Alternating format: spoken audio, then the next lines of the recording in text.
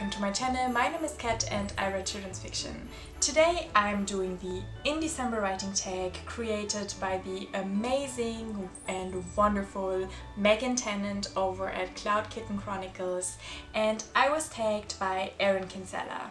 So honestly, those two ladies are so amazing. They're two of my favorite author tubers, so I feel very honored that I get to do this tag today and that Erin tagged me, and I feel like I'm fangirling a bit because they're so awesome. So you should definitely go and check out their channel. The way this tag works is actually so much fun because it's not just a list of questions, instead it's bingo style. There are 25 questions that I can choose from, and I'm gonna use a random number generator to give me numbers, and then according to which number I get, I have to answer the questions, and I can only stop once I have a complete row of questions. I'm of course going to link Megan Tennant's original videos with the rules and the questions down below, and also of course I'm gonna add Erin's video as well. I'm not a published author yet, but I do write, of course, that's why I have this channel. So and I'm also planning on publishing that book independently, hence Indiecember Writing Tag. Just to give you a bit of context, my current work in progress that I'm most advanced with is an early readers bordering on middle grade adventure story that stars two piglets that go out on a pirate adventure. Okay, so let's jump right into the questions. The first number is 11, and that question is eggnog. What's your favorite writerly drink, and most importantly, do you ever spike it with alcohol? My favorite writerly drink is water, and I don't spike it with alcohol. Sorry, I don't know if that's a boring answer. But also, let me take this moment to actually talk to you about eggnog, because what a delightful and wonderful holiday drink. We don't have that where I'm from, so we have an egg liquor that we drink for Easter. It's called Advocat, and I always thought that I wanted to drink it, but then when I drink it, the alcohol is just so strong and I hate it. So I always wished that there was this kind of drink without alcohol, and then when I moved here, my friends introduced me to eggnog, and my world has never been the same before, and I honestly wouldn't dream of spiking it. So bit of eggnog appreciation right here. The next number is 7, and the question is feast. What's your favorite food related scene in your work in progress? I don't know if I have a favorite food related scene, but my world is very whimsical, and many of the buildings are actually shaped like and or named after food. So the inn where the story starts out kind of looks like an onion, and therefore it's called the Jolly Onion, and the ship where most of the action happens is called the Strawberry Banana.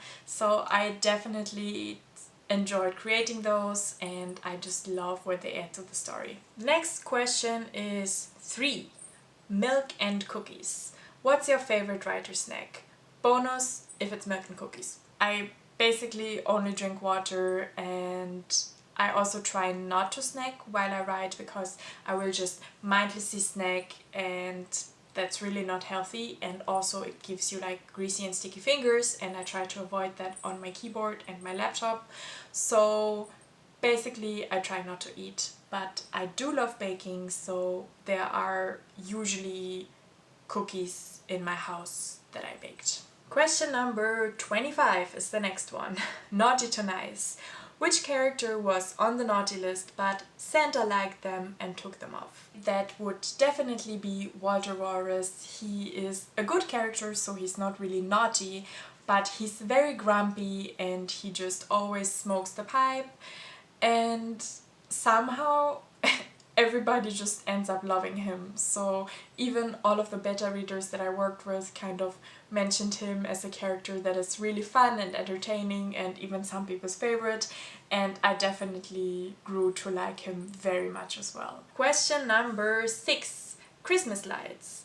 What character would be most likely to use Christmas lights inappropriately, such as tie someone up, shock someone, or rig up an explosive, you name it. The main characters in my book are twin piglets, and the girl who is currently named Quetcha, but I have to rename her, is just very creative, and she always comes up with clever solutions. So I feel like if anyone were to use Christmas lights in an unconventional way, it would be her. Question number 17 is next. So that is the Grinch who stole Christmas. Which one of your characters is most likely to steal cookies and or gifts from Santa? I would say that's definitely the antagonist of my story, who is called Larry Plumpkin and who is extremely jealous of the success of others. The next one is 15, wrapping. What character would spend way too much time wrapping presents because they want it to look perfect? Again, I would have to say that's probably the antagonist because appearances are very, very important to him, much more important than to any other character. The next number is 4, and the question is, Elves. Do you have any writing helpers you'd like to shout out, emotional support maybe, or a critique partner, anyone who helps you from the shadows? Yes, definitely, because even though writing is kind of a solitary thing, I'm so blessed that I have so much amazing support in my life. So I would like to shout out my mother-in-law, who is my first beta reader for my books and who gives me such amazing input, and who also offered to illustrate my books, which is amazing because she's such a talented illustrator and I'm really excited to work with her. The second person is, of course, my husband, who also gives me amazing feedback and who is not afraid to give it to me straight and help me to improve my stories so much. And the third one is my mom, who also beta read my books and who is a kindergarten teacher, so she's actually in a very good position to give me feedback what kids like, what they read nowadays, and also is of course always supportive and there for me, and who watches my videos and who's so sweet, and I love her so much. I love all of you so much. And of course everybody else who beta reads for me, who takes time to give me feedback, and who watches my videos, who likes my tweets. I appreciate every single one of you. Next number is 2, so that is Rudolph. Do you have any furry writing companions? I do not.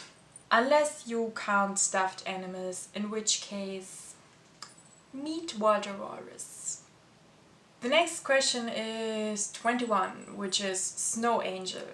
Which of your characters is most likely to make a snow angel and which is most likely to be wishing they were on a beach instead? Since this is a pirate story, a lot of it, of course, is kind of Caribbean-y vibes and everything, so I think kind of all of my characters would like to be on a beach instead of in the snow, but I definitely think that the boy piglet, who is named Quetch at the moment but who will also have to be renamed, is most likely to want to be at the beach somewhere having adventures, because if he's not out having pirate adventures, this is all he wants to do and this is his goal in life basically. Question number 18. Blizzard. What's your favorite weather to write in? I write mostly inside, as probably most of us do, so I don't really care, but I actually love rain, I love fall, and I guess I also like snow, because then at least I don't feel like I should be outside doing other things.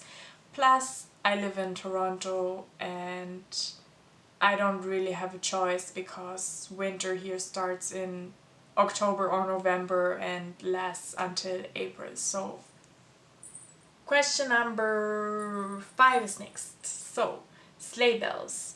What music do you listen to when writing? I create soundtracks for my writing and I have a video on that, so I'm gonna link that up here. And also down in the description box. Next is question number 14. Wow, this is a long video, guys. Okay, so this question is: Santa's coming to town. Is your protagonist naughty or nice? They're definitely nice and sweet and clever and just lovely. The next question is 9. I'm so close to completing a row, you guys. Okay, so that question is: ho ho ho. What's a line or scene that makes you or your readers laugh? I think it's kind of hard to isolate a scene because my world is very whimsical and is written for kids, so I want it to be funny and entertaining. And I think that most of my humor is actually just coming from absurd situations, so you kind of have to know the context. But I would definitely say that there were some scenes that I wrote that I just planned to be fun, but not really funny, if that makes sense. But unexpectedly, people really seem to love those and seem to think that they are hilarious. So that's always nice, I guess. And the next one is number 1, which means that we made it. We finally have a full row. And the question is: Nightmare Before Christmas. What's a writing or book release mistake that still haunts you? I can't really answer that question in terms of book release because I haven't released the book yet, and I don't think that writing mistakes really haunt me because I think they are an excellent opportunity to learn and to further your craft, and if you don't make any mistakes, you probably just not evolving as a writer. So no regrets. This ends this tag. Thank you so much for watching. Thanks again to Erin for tagging me, and thanks again to Megan for creating this tag. It was really fun, and I think it's such a cool and creative way of approaching these tags because everybody kind of gets to answer different questions, and I think that's really cool and creative. I am tagging... who am I tagging? I am tagging Laura Fielder, and I hope she'll have just as much fun doing this tag as I did. I also have a little announcement to make. This will actually be my last video this year because I'm just taking a small break over the holidays, and just generally I need a bit of a hiatus. I work a full-time job, I'm trying to write as much as I can, and I'm also trying to publish my first book, so I basically need a break, you guys. So I'm not sure yet when I will return to YouTube, but it will be sometime early next year when I had some time to come up with more scripts, come up with more interesting topics to talk about, and also when I found the time to film more videos, because right now I have about a 2-hour window where I'm up and ready to film and it's not dark yet, so looking forward to the days getting longer again. Thank you so much for watching. Subscribe to my channel if you haven't already, and also hit the little bell icon next to the subscribe button so that you will be notified when the next video goes up, because I don't know when that will be. Also make sure to follow me on all of my other social media, Twitter, Instagram and Facebook as well, and to follow my writing journey there. Thank you so much for watching, and I wish you happy holidays, and I will see you next year. Bye!